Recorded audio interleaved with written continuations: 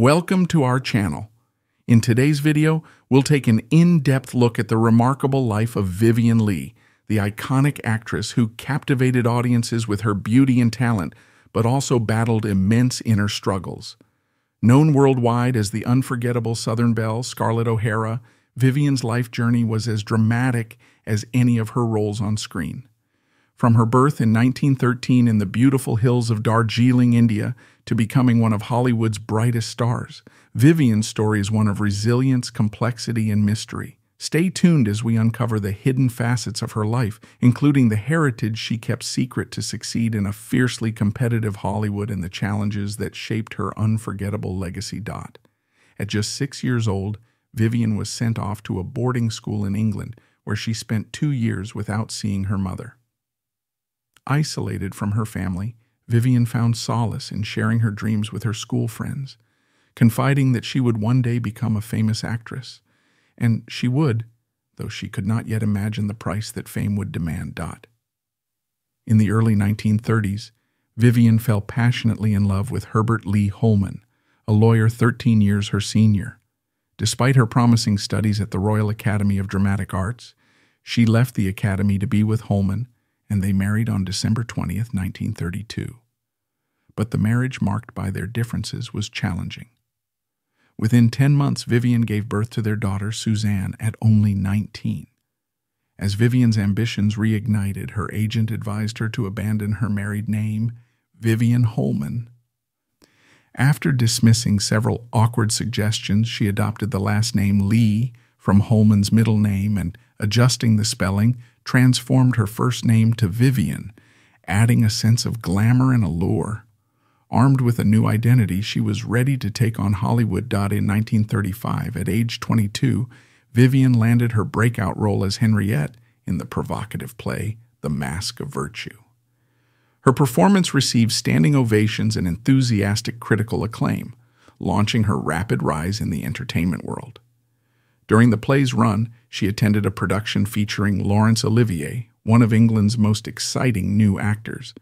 Mesmerized, she told a friend, "I'm going to marry him," disregarding the fact that both she and Olivier were already married. Vivien's boldness knew no bounds. After Olivier's final bow, she slipped into his dressing room, introduced herself, and after a brief conversation, daringly kissed him on the neck before leaving. It's no surprise that he was enchanted. Vivien's captivating role in The Mask of Virtue secured her a significant contract, and soon after she starred in the big-budget film Fire Over England. This role not only advanced her career but also reunited her with her now-secret love, Laurence Olivier. The success of Fire Over England marked a significant turning point for Vivien Leigh's career, propelling her into the Hollywood spotlight. However, the movie's true allure for her wasn't just the role, it was her co-star, Laurence Olivier. Their professional relationship quickly transformed into a deep friendship and, soon after, into an intense romance. Both Leigh and Olivier were married to other people at the time, each with a young child, making their connection forbidden and risky. But as their bond grew, Olivier made the difficult choice to leave his wife and son within a year of meeting Vivien, although legal and social constraints kept the pair's relationship hidden. Neither of their spouses was willing to grant a divorce, forcing Vivien and Olivier to carry on their relationship in secrecy. By 1937, Vivien seemed to have everything: a flourishing career, undeniable talent, and a handsome, dedicated lover by her side. Yet this seemingly ideal life was clouded by the emergence of a serious mental illness. While performing Hamlet on stage as Ophelia, Vivien had her first recognized bipolar episode. During one unsettling moment, she erupted into a fit of anger, yelling at Olivier only to suddenly stop, acting as if nothing had occurred. This incident foreshadowed what would become a painful and enduring struggle, with her episodes intensifying over time. That same year, a serious ankle injury left Vivien bedridden. While she recovered, she occupied herself by reading Gone with the Wind, Margaret Mitchell's sweeping epic. Discovering that David O. Selznick was preparing a film adaptation of the novel, She became determined to play Scarlett O'Hara. Selznick admired her talent, but initially doubted that a British actress could embody the Southern character of Scarlett. Undeterred, Vivien pursued the role with relentless tenacity, a determination that Olivier described as demonic. Her chance came when Olivier's agent brother, Myron, arranged a meeting with Selznick. After an electrifying screen test, Vivien won the part, securing one of the most coveted roles in Hollywood. The production of Gone with the Wind was nothing short of grueling. The film's shooting schedule dragged on for months, often extending Vivien's workday to 16 exhausting hours. The production itself was plagued by constant changes, with 3 different directors cycling through to complete the project, leaving cast morale low. Despite her extensive workload, nearly double that of her co-star Clark Gable, Vivien was paid only a fraction of his salary. She and Gable were convinced the film would be a financial failure, but they were wrong. The movie became not only a monumental success, but when adjusted for inflation, the highest-grossing film of all time. This role earned Vivien the ultimate Hollywood recognition, an Academy Award for Best Actress at the young age of 26. Unfortunately, what should have been a night of pure joy took a dark turn. While it was undoubtedly a career highlight for Vivien, Olivier reportedly struggled with intense jealousy. According to his son Tarkin, on their way home that evening, Olivier clutched her Oscar, barely resisting the urge to hit her with it, a moment he later described as a fit of irrational jealousy.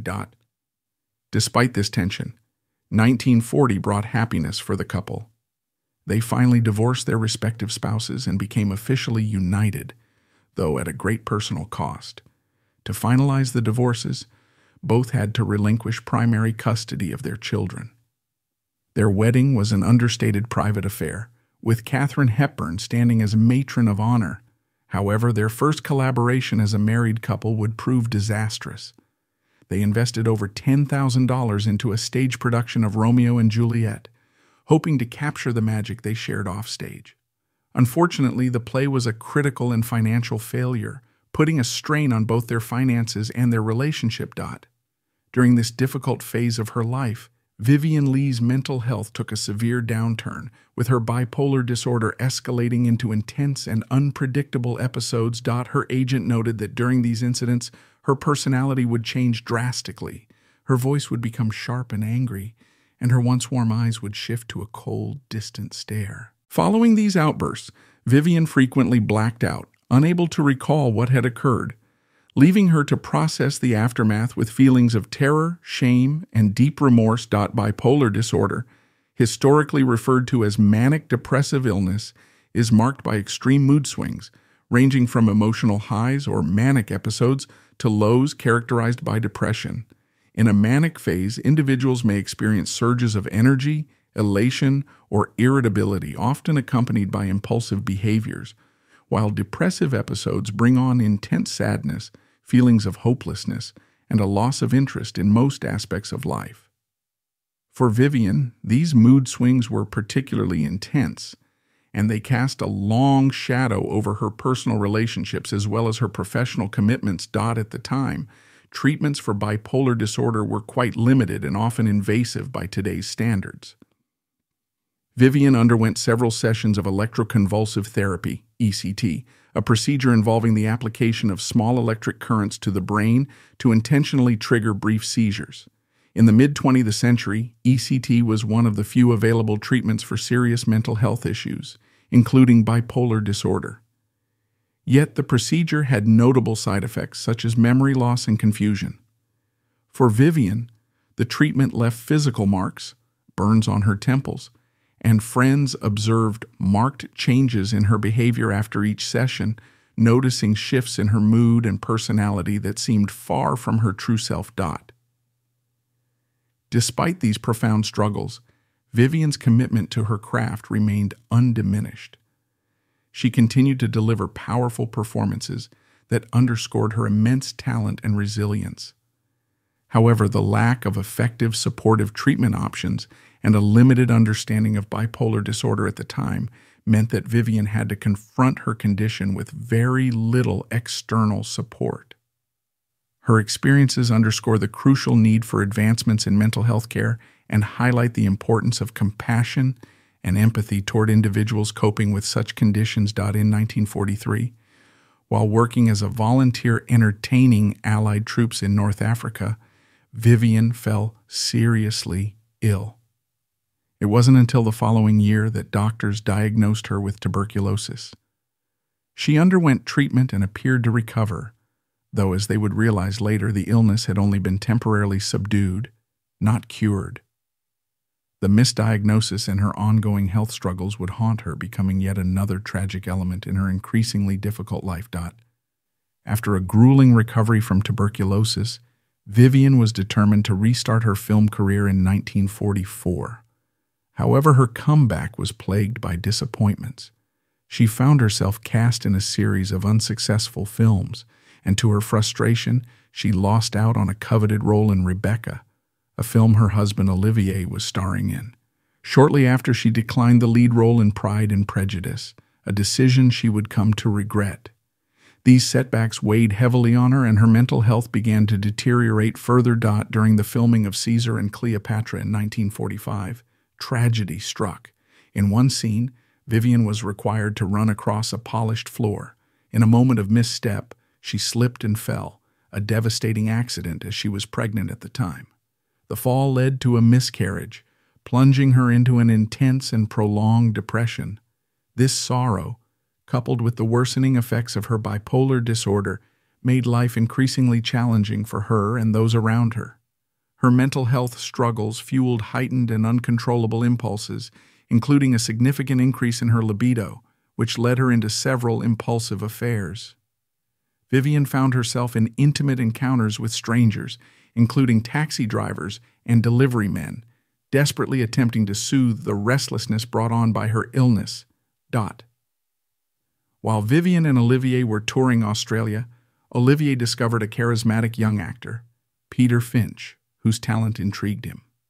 Eager to mentor the promising performer, he invited Finch to join him on stage, giving him a major career break. Peter Finch, who owed much of his career to Olivier, soon became entangled in a passionate affair with Vivien, much to Olivier's dismay. By 1948, Olivier's patience with Vivien's intense mood swings and frequent affairs had worn thin. The relentless strain of managing her unpredictable behavior and her heightened intimacy needs left him exhausted. While he had once fought hard to be with her, he now found himself feeling almost relieved that she had found another outlet for her restless desires in Finch. In 1948, Vivien Leigh entered one of the most challenging periods of her life. Her marriage to Laurence Olivier was crumbling under the strain of personal differences and Vivien's worsening bipolar disorder, which made her daily life increasingly difficult. Alongside the emotional turmoil of her marriage, Vivien's physical health suffered as well. She battled severe insomnia that left her exhausted and vulnerable, depriving her of the energy she needed to face each day. It was during this fragile period that she was offered the role of Blanche DuBois in Tennessee Williams' A Streetcar Named Desire, a part that would come to define her career. The character of Blanche DuBois is a deeply complex and tragic figure, one whose vulnerability and psychological fragility mirror the chaos Vivien was experiencing in her own life. Leigh threw herself into the role with unmatched dedication, immersing herself in Blanche's troubled psyche. Her performance brought layers of nuance and intensity to the character, earning her widespread critical acclaim and solidifying her position as one of Hollywood's most talented actresses. Yet, this immersion came at a steep personal cost.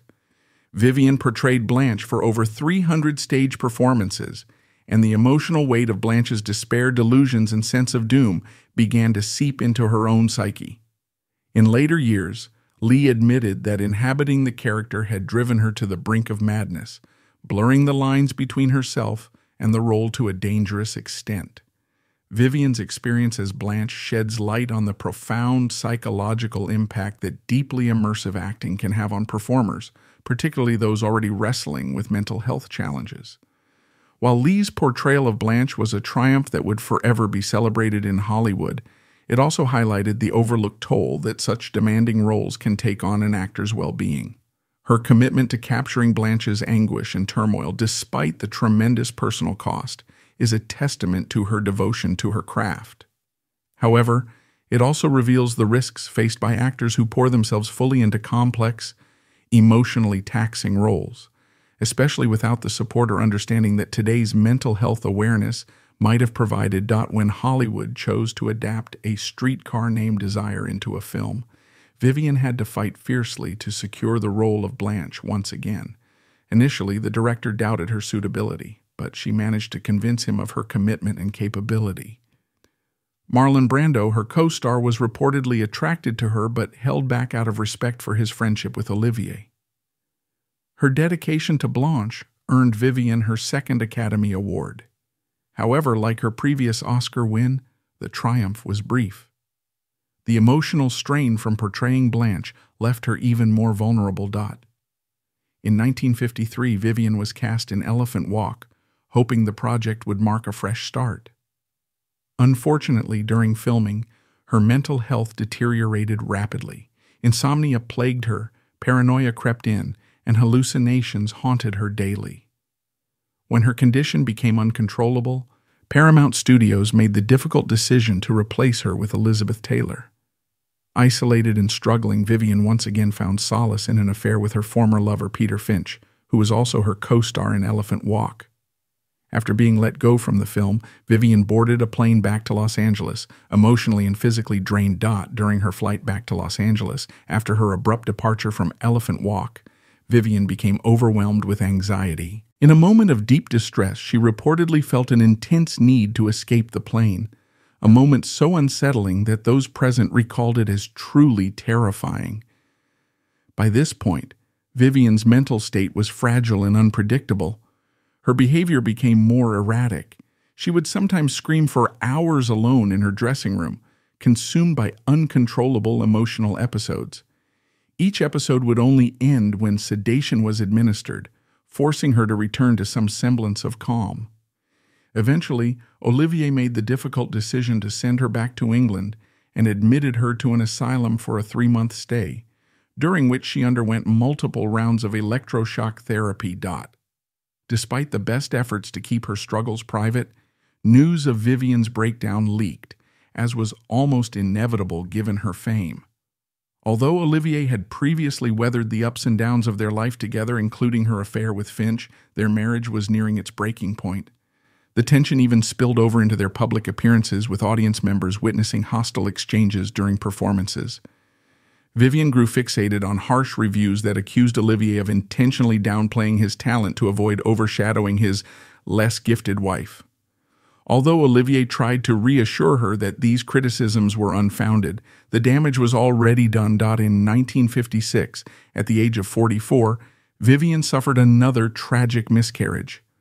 As with her previous loss, the grief plunged her into a severe depression. Compounding her heartache was the fact that she was immersed in a demanding Shakespearean role, and the strain proved to be unbearable. While touring Europe for a production of Titus Andronicus, her mental health took a serious hit. During one episode, she wandered through a public park unclothed, a sign of how deeply unwell she had become.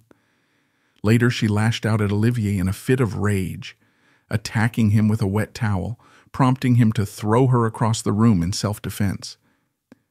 By this point, Olivier had reached his breaking point. After almost 20 years together, he felt he could no longer endure her unpredictable episodes and left her, eventually finding solace with actress Joan Plowright. Although he later confessed that no one would ever compare to Vivien in his heart, he realized that her mental illness made their relationship unsustainable. After their separation, Vivien swiftly entered a new relationship with actor Jack Marvel, who took on the role of caregiver with an understanding of her bipolar disorder. Marvel promised Olivier he would watch over her, allowing Olivier to feel assured that she was in safe hands. With this reassurance, he finalized their divorce in 1960. Olivier sought to maintain a respectful relationship post-divorce and even wrote Vivien a heartfelt letter, thanking her for her grace and bravery throughout their painful separation. Despite her dignity during the split, Vivien's behavior began to grow even more peculiar. Once, after renting a car, she became so distressed by its color that she demanded it be repainted. She also developed a habit of carrying her precious Renoir and Picasso paintings with her wherever she went, seemingly unable to part with them, seeking comfort in her craft. Vivien took on a role in 1963 in the stage production Tovaric, hoping that performing would offer an emotional release. Unfortunately, the experience turned disastrous. Vivien suffered a severe breakdown during the production, repeatedly forgetting her lines, singing at wildly incorrect tempos, and even lashing out at her co-stars in full view of the audience. Her behavior became so erratic that at one point she had to be physically restrained and sedated. Incredibly, despite these struggles, her performance was still celebrated, earning her a Tony Award, a testament to her remarkable talent even amid immense personal turmoil. Vivien's ongoing battle with bipolar disorder continued through her later career. In 1965, while filming Ship of Fools, she experienced another horrific incident. During an assault scene, she became so immersed that she accidentally struck her co-star Lee Marvin with a high heel, leaving a lasting scar on his face. This unfortunate accident marked Vivien's final appearance on film. Sadly, her health took a serious turn for the worse in the summer of 1967, when her tuberculosis returned aggressively. Confined to her bed, she attempted to recover, but one night, while getting up to use the restroom, she collapsed. By the time her partner, Jack Merivale, found her, she had already passed away. Although Vivien and Olivier had been separated for 7 years, he rushed to her side upon hearing the news, helping Merivale arrange her funeral. He made sure she was cremated and that her ashes were scattered near the home she had loved. London theaters paid tribute to Vivien Leigh's life and legacy by dimming their lights for an hour in her honor. But perhaps the most poignant tribute came from Olivier himself, who, in the weeks before his own death, reportedly watched one of her films and, overcome with emotion, began to cry. He softly said, "This was love." Vivien had shared the same sentiment about him, once saying, "I would rather have lived a short life with Larry than face a long one without him."